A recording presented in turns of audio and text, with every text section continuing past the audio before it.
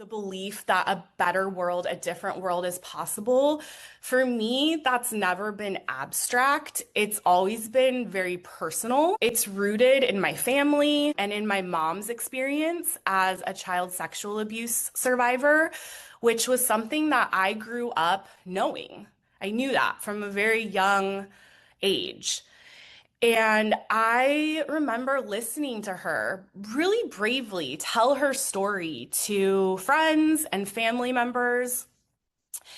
And I knew, even from a young age, that she never really received the support or care that she deserved. And the trauma that she experienced in childhood, like so many survivors, had a really profound impact on her.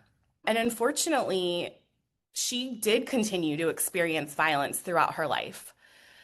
And so I think what I'm trying to say is that from a really young age, I knew that my mom had experienced something really awful.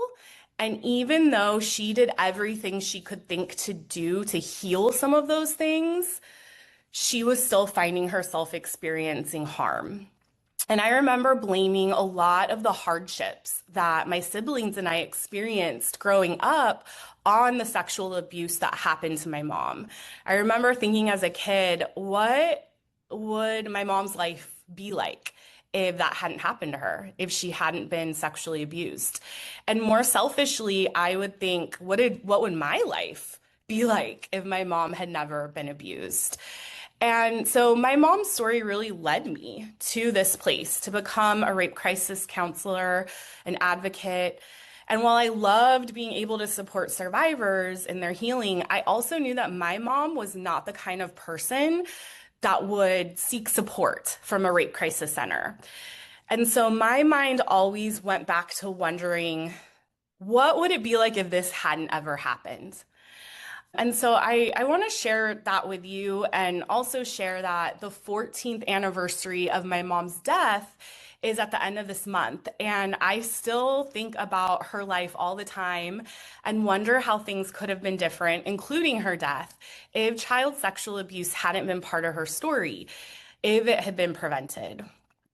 So that's really my path to prevention. I invite you all to kind of think about, you know, what brought you here? What led you here? For some of us, it might be a very personal story like what I just shared with you. For others, maybe you just needed a job and you found yourself doing prevention work. All of our stories are super valid. I think sometimes, especially when we're in a difficult place, wondering how we continue forward in prevention, grounding ourselves in that reason, like what got us here, can help sustain us a bit. So thank you all for letting me share that. We don't typically share things like that on a PreventConnect web conference, but I did think it was important. So going back to like asking myself the question of what would life be like if sexual violence wasn't a part of it, that question for me lands with a lot of hope. Right? It's not about hopelessness. It's actually, there's a lot of hope in that question. I think about possibility. Because if violence can be prevented, that means it isn't inevitable. It isn't normal. It isn't just the way things are. But it also, to me, means that prevention isn't something that only happens in formal programs or in agencies that are, specifically focused on sexual violence or domestic violence.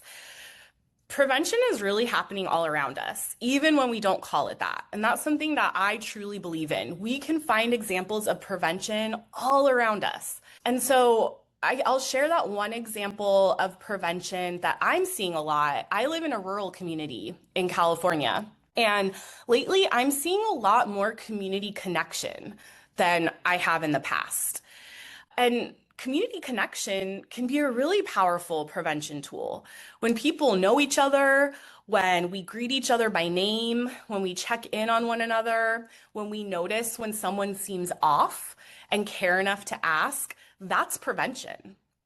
It's not because that alone guarantees that something bad won't happen, but it's because connection changes the conditions around all of our lives. And connection reduces isolation. It increases the chance that someone feels belonging, supported, like they're seen, like they're valued. It increases the chance that they might get support if they need it.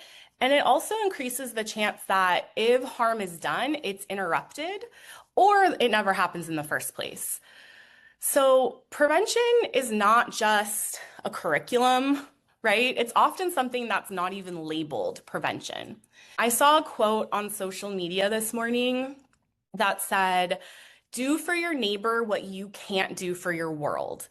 And I thought that was a really timely quote, number one, for me to see, and also an opportunity for us to think about our circles of influence in prevention. Okay, so another way prevention shows up is not only through the way that we interact with one another, but also through the actual physical environments that we move through. So, just like our relationships matter, the spaces we move throughout every day, they really matter too. I really believe that the environment around us can shape how we feel, how we treat each other, and even what we feel is possible. I know for me, when I'm in different environments, I have different ideas, I have different attitude, maybe. And so they can be really, really powerful. And so, some examples of prevention that often go unnamed that have a lot to do with our physical space are things like community gardens, parks, other green spaces, because we know that when people have access to green space, they experience less stress. But it's not just that. It's also when neighbors work side by side, what happens? Relationships form. When a space is cared for, it communicates that a community is cared for. And it's not that a garden, a community garden even alone, is going to stop violence, but a community garden changes the conditions around us that make violence less likely and well-being more likely. So that's another example of prevention happening around us, that the people who establish the community garden might never talk about what they're doing as violence prevention, but we know that it adds to the conditions that make violence less likely. And just like our environments matter, access to resources matter, right? Access to resources that allow people and communities to thrive are really significant. So prevention can look like people having access to safe, well-paying, and stable jobs.